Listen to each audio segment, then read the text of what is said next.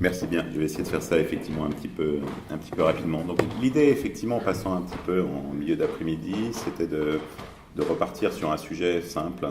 C'était de montrer aujourd'hui quelles pourraient être les interactions qu'on pourrait avoir en fait avec les objets connectés dans une journée connectée. Donc HomeWave, pour faire juste un aparté très rapide, en fait, on travaille sur les objets connectés depuis maintenant plus de 10 ans. Donc effectivement, on commence à avoir une vision un petit peu complète de qu'est-ce que ça peut impliquer. Et vous allez voir effectivement que ça peut vite devenir très très compliqué.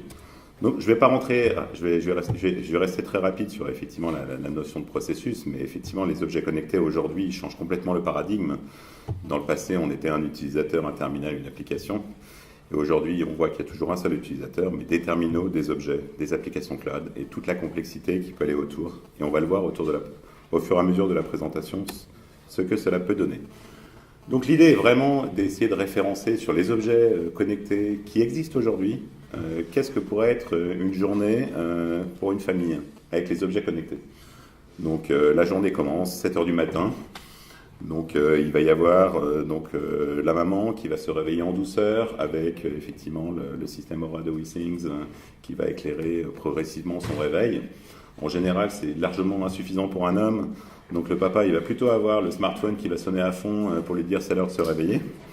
Accessoirement, on a envie d'aller vite le matin, donc le smartphone va pouvoir piloter automatiquement la cafetière pour pouvoir lancer le café.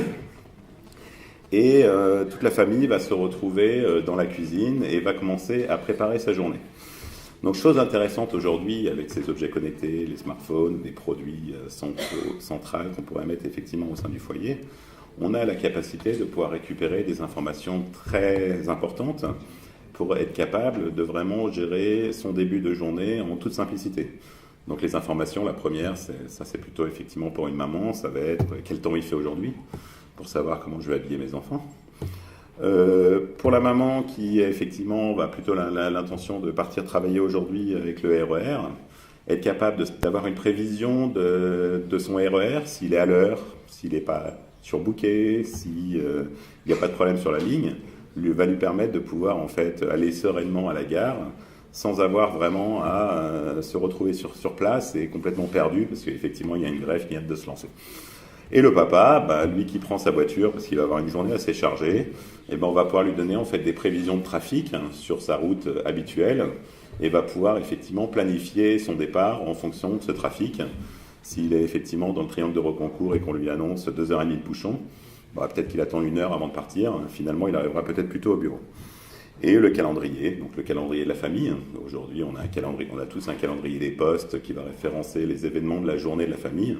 Là, on aurait un calendrier digital qui dirait effectivement que les enfants doivent aller chez le dentiste. Donc la journée s'annonce effectivement extrêmement intéressante et on voit déjà effectivement toutes les problématiques d'interaction de toutes ces données qu'on va pouvoir centrer effectivement auprès du membre de famille. Donc le début de la journée, donc la fille est un peu grande, elle a 8-10 ans, elle a l'habitude maintenant d'aller à l'école toute seule, mais la maman effectivement elle veut vraiment quand même être rassurée. Et quand la fille arrive à l'école, donc elle a un petit porte-clés, un badge, donc un truc comme ça ou un petit badge. Quand elle arrive à l'école, la maman va être automatiquement informée que l'enfant est bien entré au sein de sa classe et elle peut être rassurée. De la même façon, cette maman peut avoir des grands-parents. Ses grands-parents sont à domicile, ils sont pas en dépendance, mais on a besoin effectivement de monitorer un petit peu ce qui va se passer chez eux.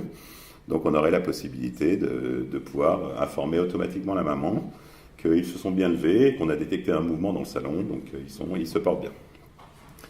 Donc le papa prend sa voiture tranquillement, arrive effectivement dans son quartier pour se stationner. Malheureusement, il ne travaille pas dans une grande entreprise, donc il n'a pas un parking privatif.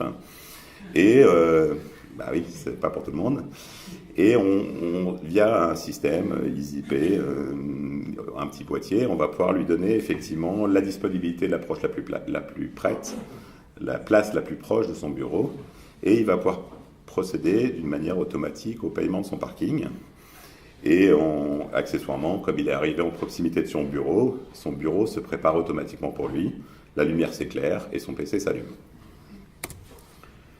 À midi, effectivement, donc le papa est très sportif, donc il a compris qu'il fallait vraiment faire du sport, c'était important pour son cœur, donc il va dans la salle de sport, Il a un maillot connecté qui va être capable de mesurer effectivement toute son activité physique et lui donner effectivement un certain nombre de paramètres qui permettra un, sécuriser qu'il n'aille pas au-delà de ses capacités physiques, et deux, de savoir effectivement la quantité de sport qu'il a pu faire au cours de la journée.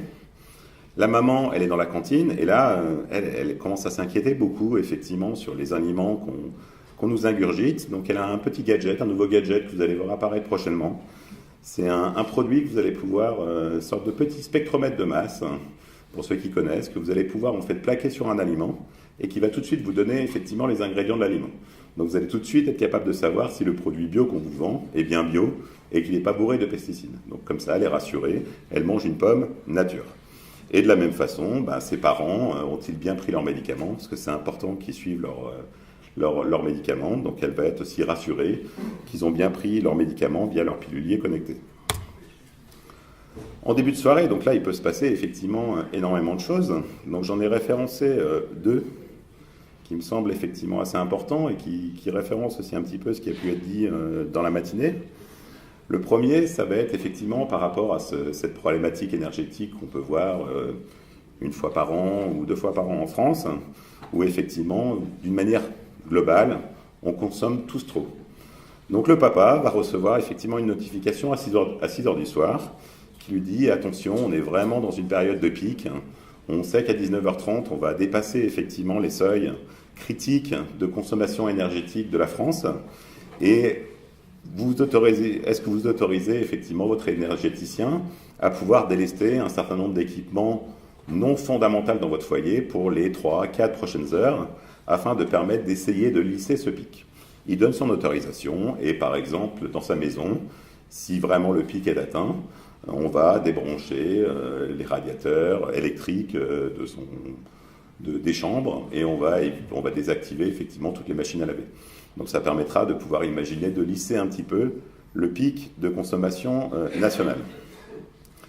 De la même façon, aujourd'hui, dans ces mondes extrêmement modernes, faire à manger devient extrêmement compliqué, parce qu'il faut avoir des idées, il faut avoir les ingrédients, et il faut le faire. Et donc la maman, elle rentre assez tard le soir, et elle n'a vraiment pas du tout le temps de s'occuper de ça. Mais heureusement, aujourd'hui, les objets connectés, les communautés vont lui apporter en fait une réponse toute simple à cette problématique. Qu'est-ce qu'elle a ? Dans son foyer, elle a un autocuiseur connecté. Je ne citerai pas le nom, mais je pense que vous le devinerez assez aisément. Et il y a une communauté, une énorme communauté qui s'est créée autour de cet autocuiseur, qui a développé en fait des recettes compatibles avec cet autocuiseur. Cette maman, elle a mis en place un mode automatique, donc elle n'a plus rien à faire. Elle dit, moi je mange le lundi au vendredi pour 4 personnes, donnez-moi tout. D'un côté, on va avoir effectivement son petit supermarché de quartier qui va lui livrer automatiquement ses aliments, et elle va recevoir de la part du livreur un message qui lui confirme qu'elle a bien reçu ses aliments.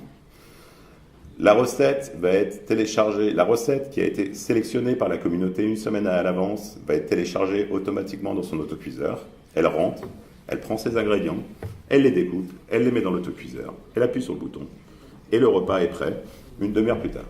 Donc ça lui apporte des vraies valeurs ajoutées en fait de service. Et ce qui est très intéressant dans ce cas de figure qui se retrouve somme toute assez complexe, on voit qu'on va faire intervenir effectivement de nombreux acteurs. On va faire intervenir effectivement la société qui développe des autocuiseurs en simplicité. Ça va faire intervenir un supermarché de quartier qui va avoir la possibilité, qui va devoir gérer la livraison de ses aliments frais tous les 2, tous les 3 jours. Ça va faire intervenir un livreur qui peut être un livreur externe qui va devoir garantir effectivement que le produit est bien livré. Et ça va faire intervenir une communauté qui va effectivement délivrer un service de conception de plateau repas. Et on peut aller encore plus loin demain. C'est-à-dire que demain, vous pouvez même imaginer d'avoir une interaction entre le supermarché et cette communauté. Le supermarché prévenant la communauté que les aliments qu'elle aimerait bien pouvoir écouler, parce que c'est la saison, c'est tel aliment, tel aliment, tel aliment, et qu'elle va demander à la communauté de développer des menus qui sont en adéquation avec les stocks d'aliments qu'elle peut avoir à domicile. En soirée, très simple, le papa rentre, il arrive devant son appartement, il est reconnu automatiquement. La lumière d'ambiance, la lumière se tamise dans le salon, la télé s'allume. On est sur un cliché, hein, on est sur un cliché, mais c'est pour pouvoir montrer effectivement ce qu'on peut faire. Un gros cliché. Et effectivement,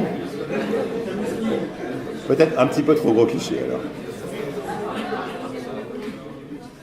Et évidemment, on va pouvoir surveiller tranquillement que le bébé dort confortablement dans sa chambre, où il est monitoré au cours de la journée.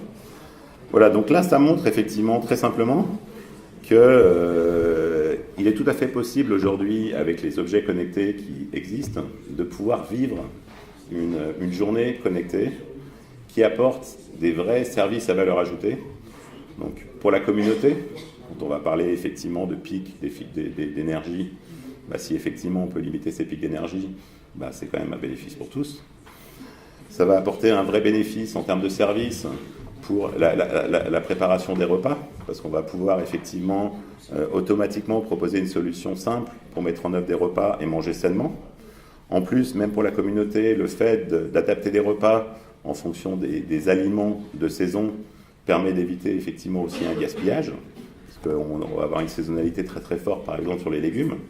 Donc si on peut effectivement cuisiner des légumes d'hiver en hiver et d'été en été, ça fait apporter à tous.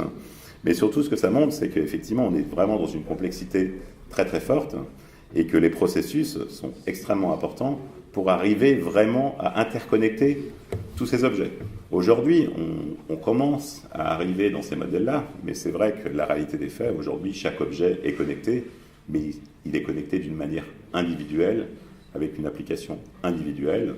La prochaine étape correspondra vraiment à interconnecter tous ces objets entre eux pour créer en fait des business models connexes entre ces différents objets connectés. Voilà, donc merci bien.